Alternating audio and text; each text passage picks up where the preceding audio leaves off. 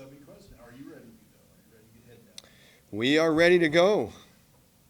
The date was predetermined. It's time to go. Guys are ready. If I'm speaking for them, of course they're ready. Back it up with some actions. What goes into this week and a half between the qualifier and the national tournament? Fine tune, probably. There's healing that goes on. The things that are external that don't factor in have to stay out there. The things that you can control that are positive, you got to keep them front and center. We got some, in this sport and in life and sports in general, you always have some things that ail you, but that's on the outside. You can control what's going on, how you face those things and react to them. One thing about Real Woods, it always seems like he's very calm and collected, unfazed, with how things are going in a match or a tournament. How does that help him, coming to, the NCAAs, and how does that benefit him? He's a cool customer. That's how he operates. He's a handful. We just got to keep him wrestling for the full 7 minutes. And, sometimes it's not like a gas tank issue or an energy issue. It's just like, you're up 7-0 with 4 minutes to go.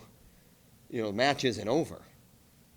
And you got to keep your foot in that gas. So we don't want him too calm, but you want him in that balance. But you're right. He's a cool customer. But, keep building. Keep doing the things that you do well, scoring-wise, etc. Is that something, obviously, it's probably something you've talked to him about, and just stress that you've got to go the whole way. Yeah, I think he knows that, here's the thing. There's conversations every day with these guys, as you know, and he knows that you have to keep your foot on the gas. Kelsey? 125 has been, really topsy-turvy and unpredictable. Drake comes in as the number 3 seed.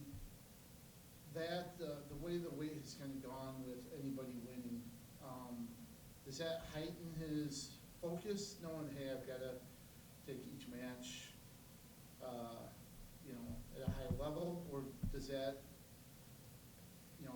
kind of increase his confidence knowing that, hey, this is wide open for me to take? I don't think it's about increasing confidence. I think he's a pretty confident competitor. I think he earned his spot there. He had a match that didn't go his way and put together a pretty good backside of the tournament. You don't want to be there, but you make the most of it. It is about setting yourself up in the best possible position with that postseason seeding. We're at the end, and he did his job to get himself best position. Still got to wrestle the tournament, and it really doesn't matter where your position is. You do your job at the time you're doing your job, get positioned the best you can, and then you got to perform.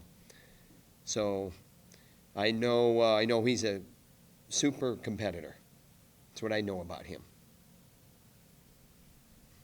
What do you take away from the Big Tens as you get ready for this? I think earlier the question was asked a little bit about, what happens between that. It's another evaluation. It's another competition. It's a big deal. It's a conference championship. It's also a qualifier. It's a big deal that way. And you just go forward, and as you're going into the most important part of the year, which is the postseason Big Tens and Nationals, and now you're at the most important part of the most important part of the year, and that is the NCAA tournament. And what you take from each experience, adds up. And it's the things that you can control, the lessons that stay with you, that are going to catapult you into being the national champion, or being in the best possible position on that stand that you can be. And sometimes in life, it's hard for a lesson to stay with you. Sometimes we forget. This is not the time of year to forget those lessons. We want to be better. We want to be making progress. we want those lessons to stay with us. Thanks, guys. Thanks. Thank you. Any of our